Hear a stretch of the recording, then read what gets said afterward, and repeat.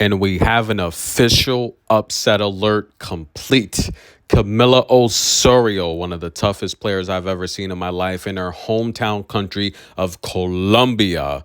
That's right, ladies and gentlemen. A 4-1 favorite against Panda Yadvardi, eliminated in straight sets. Now, I knew this was going to be a very interesting match because not only was Camila injured, but she had a tough match against Brincio last time out where she lost a set and nearly lost a match. But Columbia, 125K, that's exciting. Midland Classic, 125K, another exciting tournament going on right now. But of course, guys, this video is brought to you the Doctrine of Fair Use, the Fair Dealing, and the Digital Millennium Act. Panda Yadvardi comes through.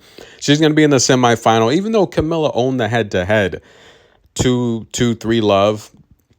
Panda Yadvardi plays very fast and aggressive. Camila Osorio relies a lot on her defense and her movement.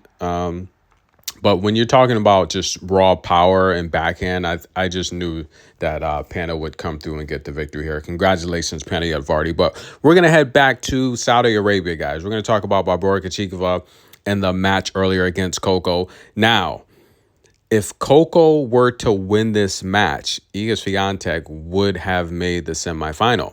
So Iga needed help from Coco for a change. Barbora wins, she's in. Now, coming into this matchup, I could see that Coco was probably, I don't know, at about 80%. And listen, this was the analogy. We saw it with Sabalenka and we saw it with Elena Rybakina, where you know you have a guaranteed spot in the semifinal. You probably don't want to risk fatigue because there's no day off, right? Unlike the previous rounds, you're going straight into the semifinal without a day off, no time to recover and rest. At least for Coco, for Sabalenka for sure. But do you take the analogy that a lot of sports teams and organizations use nowadays? They're using analytics, and AI has really changed the game. So they're taking a look at recovery. And a lot of times you'll see them rest players. They call it resting when there's a playoff series or a big match where they just want to make sure they're 100%. Coco, to me, Barbora played amazing, by the way. She went to the forehand. Very simple strategy. She went to the forehand every time. That's it. She tried nothing different. That's all she wanted to do. Look, if you're going to beat me with the forehand. But I kind of got the sense watching Coco play that she was going about 80%. And look, I don't blame her. I do think that if they meet in the final, I think Coco probably smokes Barbora. But again, I got the feeling Coco was playing about 80%. Coco had 11 aces in this match. She served beautifully, only 4 double faults. 68% wins on the first serve to Barbora, 64% on the first serve. Barbora won 67% of the second serve to Coco's 55%. Coco had 12 opportunities to break Barbora, only converted on 1. And again, I felt she was just kind of going easy going. I know Coco. She wasn't going at her full speed today. And look, resting, making sure that she's going to be 100%. You don't want to get an injury. You don't want to pull a muscle. You had to play the match, of course, but I think Barbora did do amazing today. Congratulations. She makes the semifinal, and unlikely, right? I don't think a lot of people expected that. We all forgot about the new rule change, so we wasn't even expecting to see her here. We was expecting to see Emma Navarro, but nonetheless, she's going to advance as she takes out Coco in straight sets. It was a tough match. It was a hard-fought match, but Barbora comes through 7-5, 6-4. Coco did tie it up at 5-5 in the first set. It looked like she was charged ahead to win the first set, but again, Barbora broke and held on. She was very pumped up and animated, so it was really good to see her excited. What's next for her? She's going to take on Qinwen, one of the hottest players on tour. Qinwen, and I did a poll in the community. What are you most shocked about? Iga being eliminated, Elena Rybakina being eliminated, or Qinwen's behavior? She's lashing out at fans, yelling. She's acting as though she doesn't know the score. This has been going on for a while. A lot of players on tour have been complaining about her, thinking she's not genuine. Well, listen, she's taking on someone she owns a head-to-head against. They played last year in Zheng, where Qinwen won that in 3 sets. Qinwen is here after taking out Rybakina and Polini after losing her first round matchup to Sabalenka, but winning Tokyo Championship, taking out big game Sofia Kenin.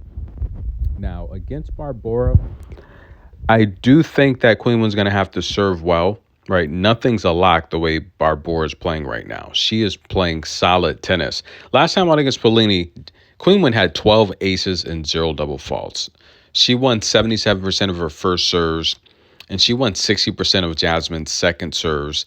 8 opportunities to break Jasmine. And I think if she has 8 opportunities against Barbora, I think she'll convert them.